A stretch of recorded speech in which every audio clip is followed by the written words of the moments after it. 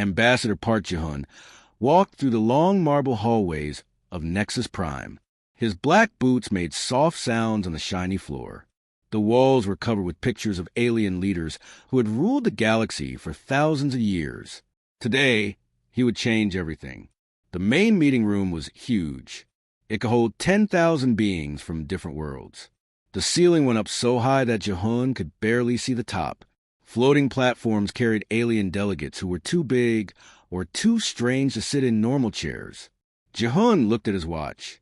In 5 minutes, he would say words that would shock the entire galaxy. His hands were steady, but his heart was beating fast. He had practiced this speech many times, but this was real. The Vex delegate named Thale floated down on a crystal platform. Thale's body looked like living glass, and light danced inside him when he moved. "Human Park," he said in a voice that sounded like wind chimes. "Why do you waste our time today? We have important business to discuss."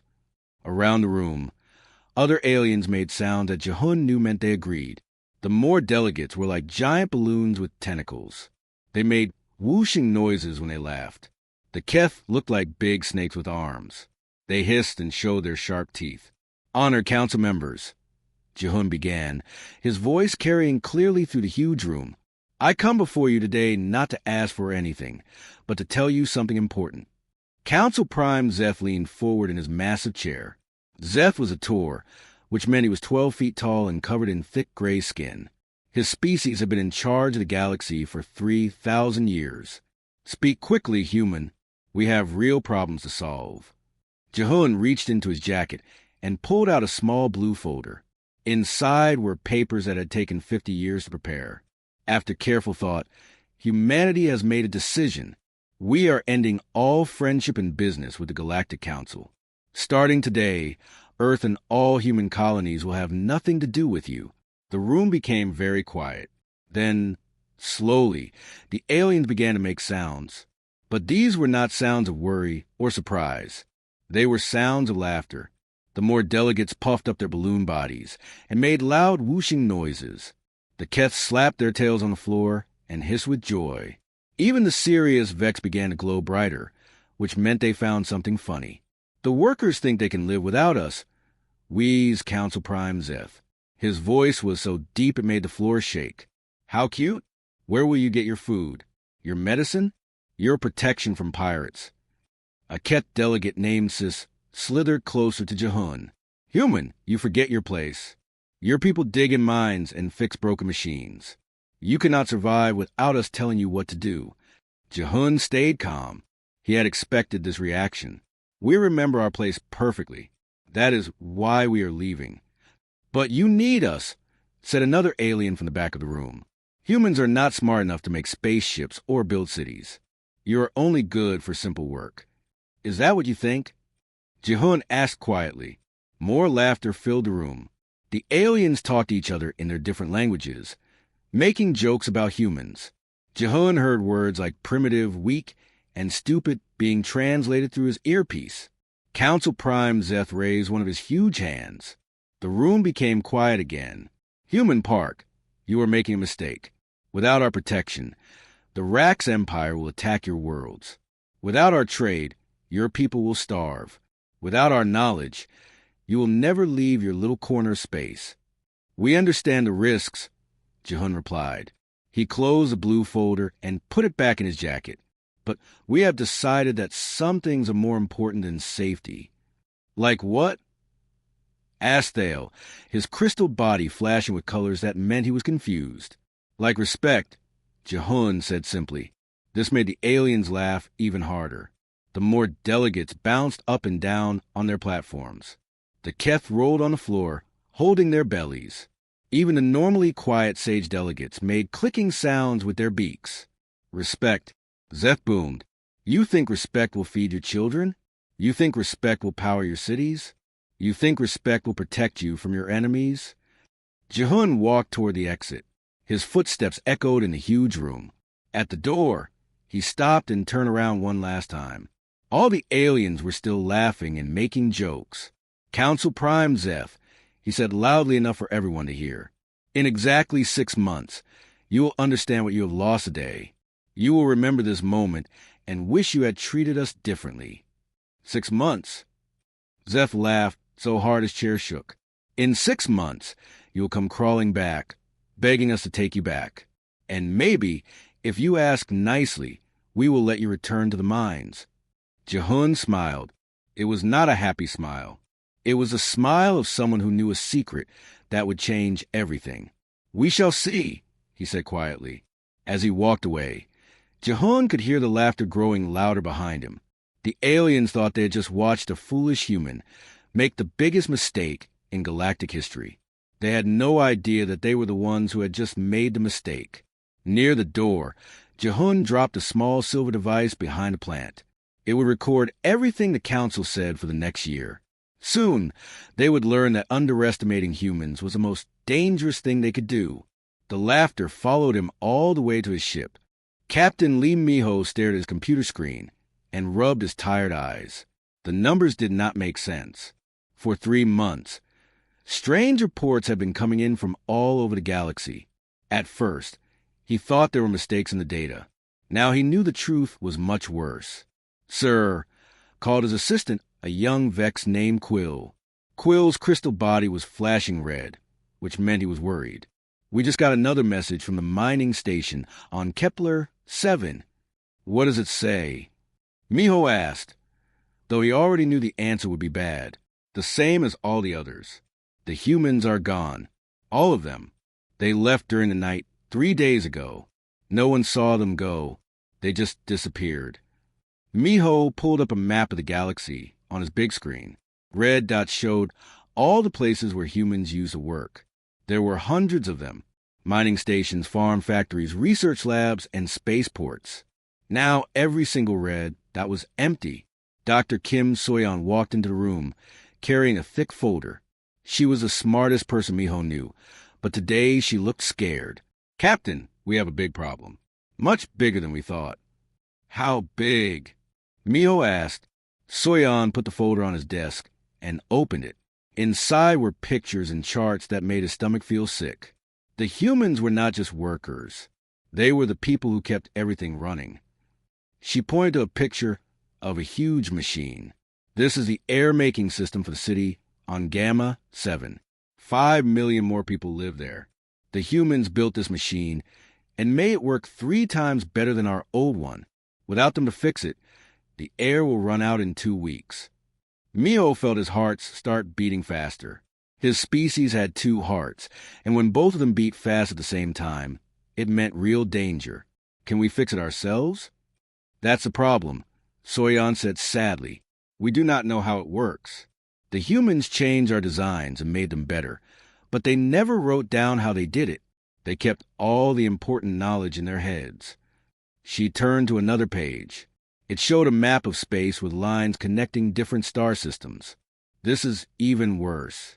The humans built our fastest way to travel between stars.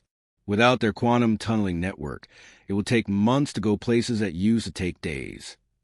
Quill's body turned from red to purple, which meant he was very afraid. Ma'am, how many systems depend on human technology? Soyeon looked at her notes. According to this report, humans worked on important projects in over 300 star systems. They designed our power systems, our communications, our food production, and our defenses. Miho stood up so fast his chair fell over. Defenses? What do you mean defenses? The force field protecting our border worlds. The weapon systems on our space stations. Even the computers that aim our guns. Soyeon's voice got quieter. Captain, 58% of our military equipment was built or improved by humans. A loud beeping sound filled the room. Miho's communications officer, a Keth named Hiss, slithered over quickly. Sir, we have an emergency message from the Moore ambassador. The main screen lit up with the face of Ambassador Bloop, a large Moore whose balloon-like body was shaking with fear. Captain Lee, you must help us. The peace talks with the Rax Empire have failed. They are threatening to attack our colonies. What happened to the talks? Miho asked. Last week you said everything was going well. That was when we had Cho Yuji helping us. Bloop said. She knew exactly what to say to make the Rax leaders listen. She understood their culture and their language better than anyone. But 3 days ago, she disappeared along with all her staff. Miho felt cold. Cho Yuji was human. Yes, and without her, we cannot talk to the racks at all. They think we are being rude, because we do not know their proper customs. They gave us 1 week to agree to their demands, or they will start a war.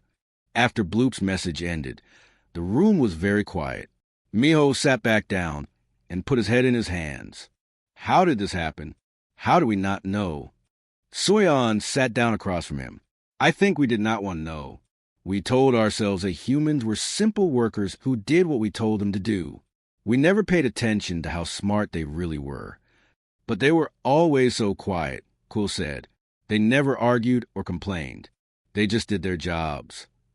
That's exactly the problem, Soyeon replied. While we were busy feeling superior, they were learning everything about us.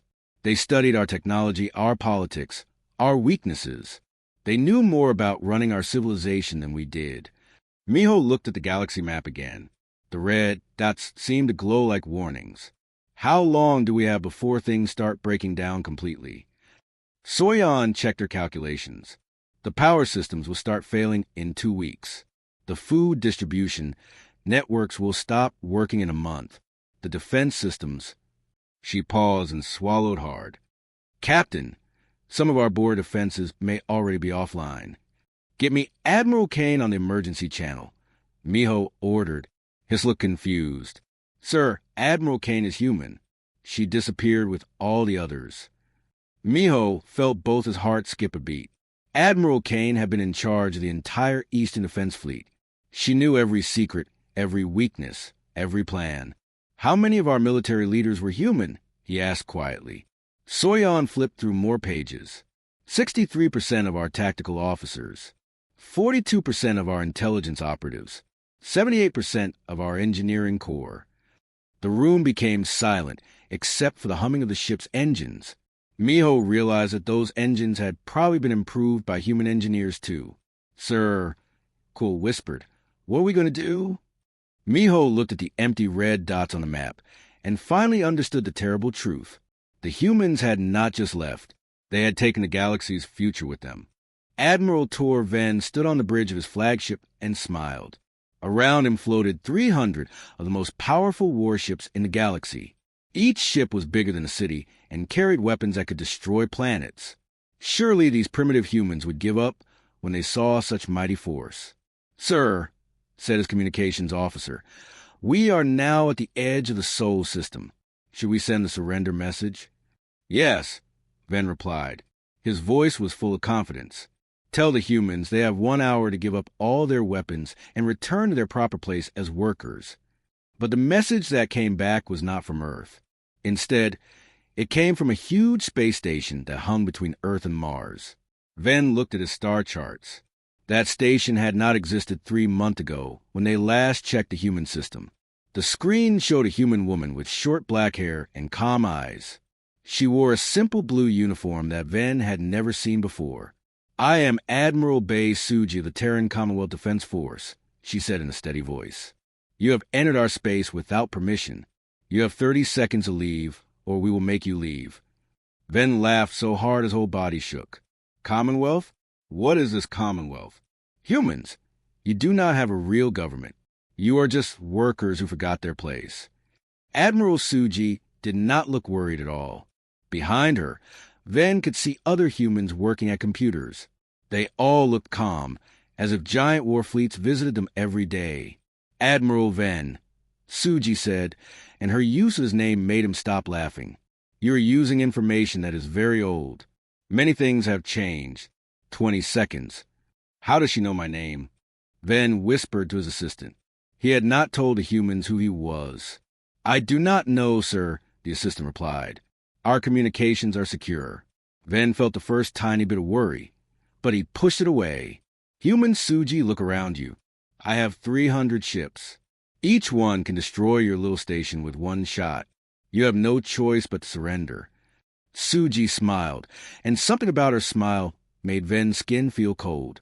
Admiral, you are making the same mistake everyone makes about humans. You think you know what we can do, but you really have no idea. 10 seconds. All ships, target their defenses. Ven ordered, show these humans real power. The biggest ship in his fleet, the Dominance, moved forward. Its main gun was as long as a mountain and could punch holes through moons. The gun charged up with bright blue energy and fired at what looked like a simple communications tower on the human station. The beam of energy hit the tower directly. Ven expected to see a huge explosion. Instead, the energy just disappeared. The tower did not even get scratched. It was like the energy had been absorbed by something invisible. "What?" Ven shouted. "Fire again." The Dominance fired its main gun 3 more times. Each time, the energy vanished without doing any damage.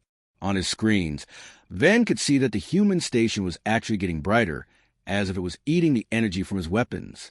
"Time is up," Admiral Suji said calmly. "All ships, fire everything." Ven screamed into his communication system. 300 warships opened fire at the same time. The space around the human station filled with energy beams, explosive missiles, and plasma bolts. It was enough firepower to destroy a small moon. The light was so bright that Ven had to close his eyes. When the light faded, he expected to see nothing but empty space where the human station had been. Instead, the station was still there. It was glowing like a small star, brighter than before. Somehow, it had absorbed the energy from all of his weapons. "Interesting," Admiral Suji said, as if she was watching a science experiment. "Your weapons appear to be based on technology we stopped using 15 years ago. Very primitive." "Impossible," Ven shouted. "Our weapons, the most advanced in the galaxy, were..." Suji corrected gently. "Admiral, would you like to see what advanced weapons actually look like?" Before Ven could answer, something impossible happened to the flagship. All the lights went out. The engines stopped humming. The air recycling system became quiet. Even his personal computer turned off. "Sir," his assistant called out in panic, "all systems are offline. Engines, weapons, life support, communications, everything is dead." Ven ran to a window and looked out at his mighty fleet. One by one, every single warship was going dark. 300 of the most powerful vessels in the galaxy were floating in space like dead metal boxes. "How?" he whispered. Admiral Suji's voice came through the emergency communication system, which somehow still worked. "We sent a very simple signal to your ship's computers. It told them to shut down. Your security systems could not stop it because they were designed by humans 20 years ago." Ven felt his knees get weak. "That is not possible. Our computer security is perfect. It was perfect against the level of technology you thought humans had." Suji explained patiently. "But Admiral, we have been preparing for this day for 50 years. While you thought we were just fixing your machines, we were learning how everything worked. We found weaknesses in every system because we helped build those systems." On his screen, Ven could see small human ships approaching his fleet. They were much smaller than his warships, but they moved in ways that seemed to ignore the laws of physics. They appeared and disappeared like ghosts. "We will tow your ships to the edge of our system," Admiral Suji continued. "Your crews will be given food, water, and small transport ships to get home. But if any Council fleet enters human space again, we will not be so kind." As Ven watched his proud fleet being pulled through space by ships he could barely see, he finally understood the truth. The humans had never been primitive workers. They had been the most dangerous enemy the galaxy had ever known, and everyone had been too proud to notice. The scariest part was that they had been planning this for decades, right under everyone's nose. Council Intelligence Director Han Woojin sat in his dark office and stared at the pile of failure reports on his desk. 6 months had passed since the disaster at Sol System, and every single mission to capture humans had ended badly. Very badly. His assistant, a snake-like Keth named Syl, slid into the room carrying another thick folder. "Sir, we have the report from Strike Team Gamma." "Let me guess," Han said tiredly. "Another failure?" "Worse than failure, sir. Another defection." Han felt his stomach drop. This was the 3rd team this month that had switched sides. "Tell me what happened." Syl opened the folder with his clawed hands. Team Gamma went to the human colony on Vega Prime. It was supposed to be easy. The The colony only had 3,000 humans and no visible defenses. Go on. The team landed at night and tried to sneak into the main settlement. But when they got there, a human was waiting for them. A man named Park Sun-woo. He knew they were coming. Han leaned forward. How could he know? Our mission was planned only 6 hours before launch. We used secure channels. That's not the strange part, sir. Sill's voice got quieter. Park Sun-woo knew everything about our team members. He walked up to team leader Vex, 7, and said, "Hello, Crystalline Unit 7. How is your daughter Sparkle doing? I heard she was sick with crystal rot disease." What? Han stood up so fast his chair fell over. How could a human know about Vex 7's family? That information is not even in our own files. It gets worse, sir. Park Sun-woo also knew about Operative His 9's secret gambling debts. He knew that Operative More 12's mate was having an affair. He even knew about things that happened when they were children. Han felt cold fear creep up his spine. What did our team do? Park Sun-woo did not threaten them.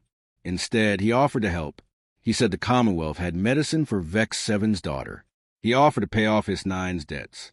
He promised more, 12 that the Commonwealth would help fix his marriage problems. And our agents believe him? Sill nodded sadly. 3 hours later, the entire team sent a message saying they were joining the Commonwealth. They said they had never been treated with such kindness before. Han walked to his window and looked out at the city below. Once, this had been the center of galactic power. Now, half the buildings were empty because their alien occupants had left to join the humans. How many worlds have we lost now? He asked. 47 star systems have officially joined the Commonwealth. But, sir, that's not counting all the systems that are secretly helping the humans while pretending to still be loyal to us. Han turned around. What do you mean, secretly helping? Sill pulled out another report. Our spy satellites have detected strange activities. Systems that claim to be council members are sending ships full of supplies to Commonwealth worlds. They are sharing their scientific discoveries with humans. Some are even sending their children to Commonwealth schools. Why would they do that? Because the Commonwealth treats everyone equally, sir. A young Keth can become a ship captain. A Moore can become a scientist. A Vex can become a diplomat. In the Commonwealth, it does not matter what species you are. Only your abilities matter. Han felt his hope slipping away. What about our deep cover agents? The ones who have been pretending to be humans for years. Sill's scales turned dark blue, which meant he was very embarrassed. Sir, we received a message yesterday from Agent Young Hannah. She has been our best spy for 20 years. What did she say? She said the humans have known about her since the day she started spying. They have been feeding her fake information this whole time. Every report she sent us was exactly what the humans wanted us to believe. Han sat down heavily in his chair. She's been working for them? No, sir. She says the humans never forced her to spy for them. They just treated her like a normal person. They gave her a job, friends, and a family. She says she forgot she was supposed to be spying because life was so much better with the humans. And now she works for Commonwealth intelligence. She offered to help us join the Commonwealth, too. Han laughed, but it was not a happy laugh. They turned our own spy against us by being nice to her? Yes, sir, and it's not just her. We have received similar messages from dozens of our agents. They all say the same thing. The humans never try to capture them or hurt them. They just showed them a better way to live. A new message appeared on Han's computer. The sender was listed as Commonwealth Intelligence. Han opened it with shaking hands. Director Han, the message read, "We know you are trying to capture our people. We also know you are failing. But we want to make you an offer. Your agents are always welcome to join us. We judge people by their character, not by who they used to work for. If you ever want a job where your skills are respected and your family is safe, please let us know. Commander Park Sun-woo, Commonwealth Intelligence." Han stared at the message for a long time. Through his window, he could see council ships leaving the spaceport. They were probably carrying more defectors to Commonwealth space. "Sir," Sill said quietly, "what are your orders?" Han looked at the pile of failure reports, then at the offer from the Commonwealth. Then, at his empty city, for the first time in his life, he wondered if the humans were right. No more capture missions, he said finally. We're not hunting humans anymore. They're hunting us. 1 year after the humans left, Council Prime Zeth sat alone in the great meeting hall. The room that once held thousands of alien delegates now echoed with emptiness. Only 12 species remained from the original 47 members of the Galactic Council. Zeth looked at the giant screens that used to show Council territory covering most of the galaxy. Now, blue symbols marked Commonwealth worlds across half the star map. Green symbols showed independent systems that had left the Council but not joined the humans. The red symbols of Council space looked very small and lonely. His aide, a young Tor named Grok, walked into the hall carrying a message pad. Sir, the More Collective has made their decision. Zeth closed his tired eyes. They joined the Commonwealth. Yes, sir. Their leader said they needed protection from Rax pirates and better trade deals. The Commonwealth offered both. How many does that make? The More were the largest remaining council member, sir. Without them, we control only 18 star systems. The Commonwealth now has over 400. A soft chime echoed through the hall. Someone was requesting communication. Zeth looked at the caller identification and felt his heart beat faster. It was Park Jihun, the human who had started all of this. The main screen lit up with Jihun's face. He wore a neat blue uniform with silver stars on the shoulders. Behind him, Zeth could see a busy command center filled with beings from dozens of different species, all working together. Council Prime Zeth. Jihun said respectfully, I hope you're well. What do you want, human? Zeth asked, though his voice lacked the anger it once had. To offer friendship, Jihun replied simply, President Kim Min-jun of the Commonwealth has asked me to invite your people to join us. Zeth laughed, but it was a bitter sound. Join you as servants? Like before? Jihun shook his head. As equals. In the Commonwealth, every species has the same rights and opportunities. Your people's skills in deep space construction would help us build new cities on colony worlds. And you would trust us? After everything? Council Prime, we judge people by their actions, not their past mistakes. Many former council members now hold important positions in the Commonwealth. The Keth run our terraforming projects. The Vex lead our science programs. Even some Tor colonies have joined us and report being happier than they ever were under the old system. Zeth looked at another screen, showing recent reports. His outer colonies were facing food shortages. Pirates attacked his trade ships because he no longer had enough warships to protect them. His economy was failing because all the best workers had left for Commonwealth worlds. Why? Zeth asked quietly. Why help us after how we treated your people? Jihun's expression became gentle. Because we learned something important during our 50 years in the Council. We learned that a civilization is not measured by how strong its rulers are, but by how it treats its weakest members. He paused and looked directly at Zeth through the screen. Your people built amazing things that lasted for thousands of years. You created art and science and poetry that enriched the galaxy. But you forgot that the best structures are built when everyone works together, not when some people stand on top of others. On his desk, Zeth had reports from his remaining colonies. They told stories of Commonwealth ships bringing free medical supplies to worlds with sick populations. Commonwealth engineers helping to repair broken power systems. Commonwealth teachers sharing knowledge with anyone who wanted to learn. What would joining require? Zeth asked. The same thing we asked for 50 years ago. Jihun said with a small smile. Respect, equality, and recognition that every being has something valuable to offer. Zeth thought about his conversation with Jihun 1 year ago. He remembered laughing at the humans' words, calling them weak and primitive. Now he saw that it was the Council that had been weak. They had been so busy feeling superior that they missed the most important truth in the galaxy. The Commonwealth Constitution has one simple rule. Jihun continued.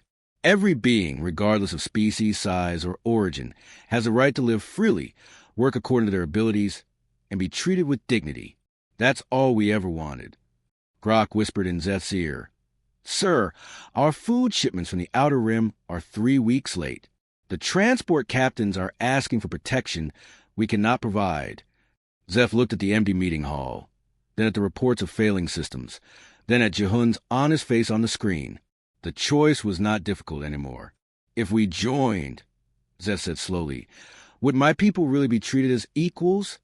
I give you my word, Jehun replied, and if you don't believe me, you can visit Commonwealth Worlds and see for yourself. Talk to the Keth scientists, the Moore engineers, the Vex artists.